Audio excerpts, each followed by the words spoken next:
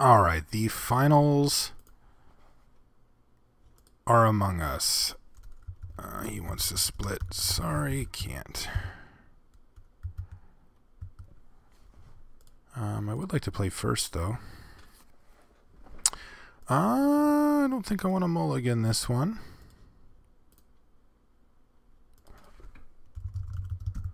All right, nice guy. And we will say this thing, and then I'm just going to go Sunstriker into Squire, and if we're lucky, into Guardians, and just get the beatdowns going here. All right, Pacifism's a nice rip as well, although I would welcome a land into my life in the next 2 turns, especially some swamps. Flinthoof Boar with no backup. That's pretty good. Ooh, a swamp. Just what I asked for. Yeah, I think that I use up my mana here and just put out the Guardians. It's going to block. I'm going to get the same amount of damage in. Do I actually want to attack here? Yeah, I think I do. I think I'll trade this Sunstriker for this Flinthoof Boar if you'd like. Yeah, I think that's fine. Because that thing's not getting any smaller, and we've got a pretty nice backup plan here.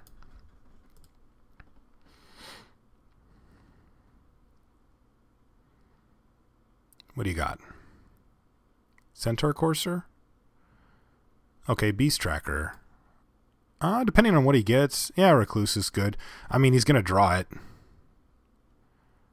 Ooh, that's pretty good. All right, so I think we just dump dump our hand here, go Lion and Squire, and just say go. We are going to have to use our Pacifism on Deadly Recluse, which is not the coolest thing ever, but it happens. He doesn't have any attacks. Oh, man. Yeah, I still think I want to use the Pacifism here, though, because I like to save my instant speed removal. It's a little more efficient for me to use up my mana on the murder now, because then I can cast black cards later. But, yeah. So the question becomes, hit for 1 extra point of damage with Silvercoat Lion, but enable some blocks. I think I'm going to do that. If I had him at a lower life total, I'd just start bashing him with Aven Squire. I don't know if I want to just give him value off of these crappy creatures. Yeah, I don't think I will. I think I'm just going to bash. Make him deal with this thing. That's a tough situation. I was watching John stream, and he had his opponent down to like 9, and he had a similar situation, and always got a main deck plummet. All right. Well, I didn't play around that, but I don't think I would either. Like, I think he just has to show that to me before I start playing around it. All right, well, ooh. Plan B. But I think it's correct to just get the damage in where you can. I mean, some decks like really care about having multiple creatures on the ground. I know that this deck possibly does. I think he might have the overrun or whatever, but ooh, Pack Leader, that is going to get bashed. Oh, man. Drawn well, though. I like these cards. All right, so maybe we can lure him into a double block here and then murder him. Would be ideal. Does not happen, however. Pass the turn back. Garrick's Pack Leader says whenever the creature enters the battlefield, so we can just murder in response if we deem it necessary. I'm pretty content to take damage from it here. I don't really care about it. I'm more concerned with like a big spider or something.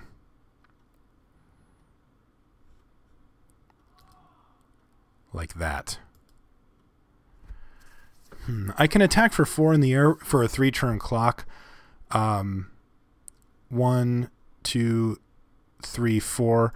So even though I don't really want him to let him... So this is actually a huge decision here. I still have an attack on the ground with a 5/5. So I think I probably do need to just kill the Pack Leader here. If I don't, then he draws a card and then he can start chaining stuff together. And it's pretty risky. And since I do still have an attack here, I think I'm going to do that. I mean, it does let him 2-for-1 me, but I'm not that concerned about it. Oh, that's a good draw too. All right, so 1, 2, 3, 4. So it's a 4/4, so it would trade. And I can get a 5/5 here, which cannot trade. Well, I mean, it can trade, but I'm happy to trade off my Silvercoat line for a Sentinel Spider. I'm much less enthused about trading off my Squire. All right, so it looks like he does have the overrun. He is certainly representing it here. Thankfully, my Tormented Soul cannot block. You'd think the Bond Beetle would jump in the way. Rancor? Sure. Kite Sail. Aha. Well, looks like we're on the 2 turns with Tormented Soul plan as opposed to what we were doing before. Yep, I'll play him. Now, if he has a Searing Spear as his last card, it's definitely a bummer. Oh, he didn't equip, so he definitely has Searing Spear as his last card. So I think I attack with a Squire here because the Tormented Soul is ultimately more important. Like, that's the thing that, like, if I attack with Tormented Soul, then he just snaps Searing Spears it for sure. But now I can actually attack with the Aven Squire and force him to Searing Spear that instead, and then I have the Tormented Soul as my backup plan, so let's do that. And if he wants to get a chump block in, then I'm okay with that as well. All right, so 3. Okay, so he doesn't... Oh, he must have Titanic Growth. Shoot. I keep playing around the wrong thing.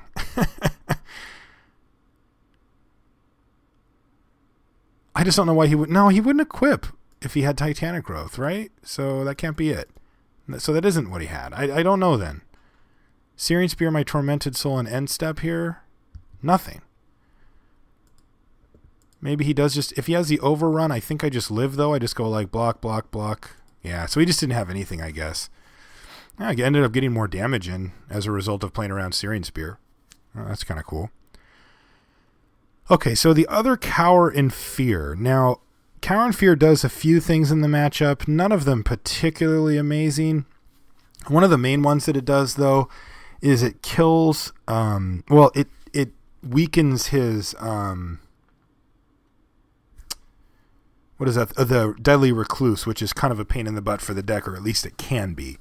It makes it an 0-1, so when he blocks to try to trade off with something better, then it just dies. So that's definitely something that's, you know, not irrelevant here. That being said, I could see the Ring of Zathrid coming in. We just don't have enough targets for it, though. I'm just going to stick with this and see what happens. If he shows us a few more targets, like Cower in Fear killing the Beast Tracker is pretty underwhelming. My deck is not weak to that card, and I don't particularly worry about it, so I think this is okay the way it is. We know he has at least 2 spiders that we have to worry about.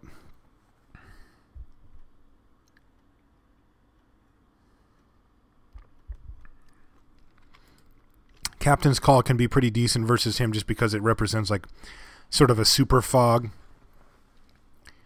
You know, block his one guy 3 times in a row if he's going to try to get in with a Spider or a Vastwood Gorger or something. While we, you know, get his life total down with Tormented Souls with a couple of Exalted Triggers or something like that.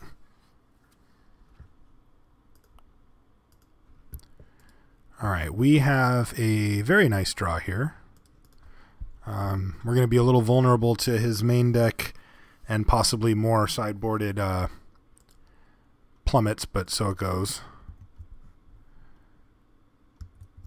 Probably going to have to be fairly conservative with that pacifism. I'm not sure. What could he play on turn 3 that we really care about blocking our Silvercoat Lion? I don't think anything. I'm going to run that out there. I don't want to give him... I don't want to let him just plummet me for free value. I guess if he has like a Courser, we'll be trading. Yeah, Rummaging Goblin, that's fine. All right, so Cower in Fear looks a little better now. Squire. And if I hit a swamp, I will definitely cower him at the earliest opportunity to get rid of that goblin.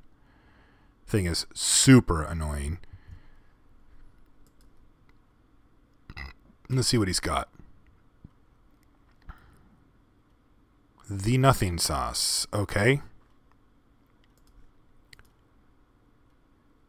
What can he have here? He can have any type, multiple types of removal. He could have a Yeva, which would be really annoying, but not much I can do, and I don't feel like playing around a rare.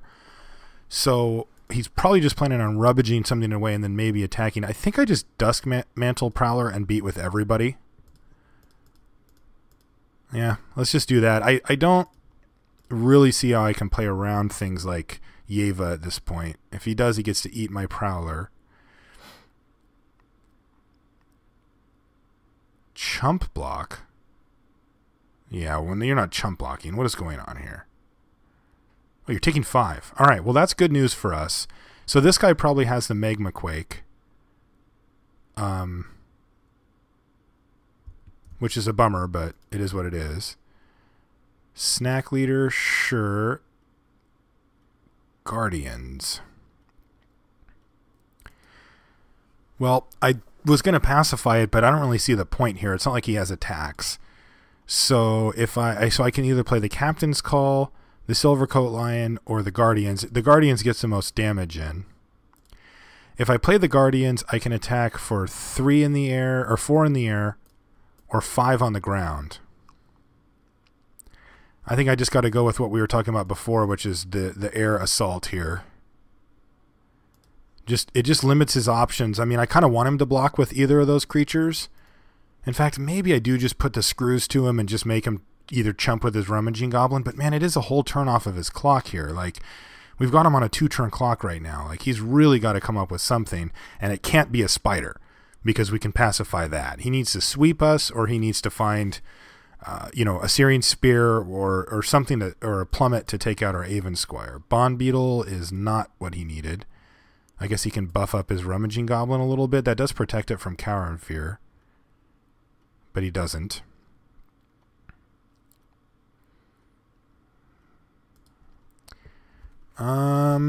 He's left up all this mana. I don't really know what to expect here, but I am going to stick on the plan. Wish I had a, what's it called? Safe passage, but I guess it doesn't protect against the plummet that we're going to see here anyway, which there it is. So Seer Angel is a card I'd like to play right now, but unfortunately cannot. And I think that the result of that is going to be just playing a Silvercoat Lion. I mean, I can play a Captain's Call. Yeah, I guess I'll play a Captain's Call. I'm just going to be attacking with my other Silvercoat Lion next turn anyway. Rummage away a Serp. Wow, you're playing that? That is a card that very rarely sees play, and for good reason. It's pretty bad. He rummages away another Rummager. And is he going to hit the Spider now? A Roaring Primadox. Okay, so he's going to get to just draw a whole bunch of cards here. So this is actually fairly bad for us. That is good, though. Because he's going to be drawing a bunch of cards, but at the cost of eating up a ton of his mana. So what I'm going to do is I am going to attack with Silvercoat Lion, so it'll become a 2, 3, a 4/4. So he has to put something in front of it. Or take 4, which is like very risky for him to do. So let's do that. And this is really good because, like, basically it's going to force him to kill his Primadox. If he wants to put Bond Beetle in front, then it forces him to bounce either this, or this during his upkeep, which means that he's not going to have any mana left to do anything. Yeah, he's just going to chump here. Oh, trade it. I kind of want him to chump, because then it's like I use up 3 of his lands for him already. Oh, he's pump faking. He did it again. If he just lets the Primadox go, then he doesn't have to worry about bouncing something, which is like pretty important at this point. But it's also potentially one of his only ways to get out of this situation. All right, he found the right play, it looks like, which is to trade off here. And I think I'm okay with that as well. And I'm going to play the Angel. He could also have just taken it there. It was an option, albeit not a great one. If I hit a Swamp, I am snap Cower and Fearing him to get rid of that stupid Rummaging Goblin, though. All right, no attacks. There's a Swamp. All right, and by snap, I don't mean right this moment, because he gets to use it anyway. All right. Yeah. See if he's got another plummet.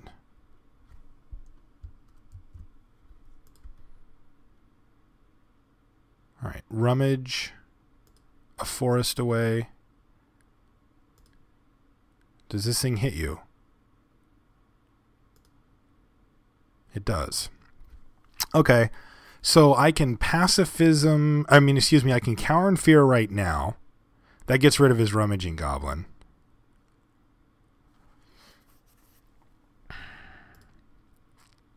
Decisions. He's going to have 3 creatures. I am going to have 2, 3, 4, 5, 6, potentially 7 that can attack. So I can just lethal him out here. In fact, could I have just lethaled him out? If I attack with everything, he takes, so he's at 4. He goes block, 2. No, so he would have been at the same. But the question is, like, am I playing around a sweeper? Like, if he does have Magma Quake or whatever, well, no, then Sarah Angel just kills him. So that doesn't matter. So do I cower and fear him now to take care of this? Because the thing that I'm thinking is if he plays like a Deadly Recluse, then I can pacify it and just kill him. Or I can just attack with everybody and just kill him. So I think we just move all in here. Actually, but the Silvercoat Lion is fine. And then, yeah, I think I am going to go ahead and just take away his rummaging. It's going to give him 1 less draw step to try to find something. And that something, again, can't be a spider. It has to be like multiple spiders.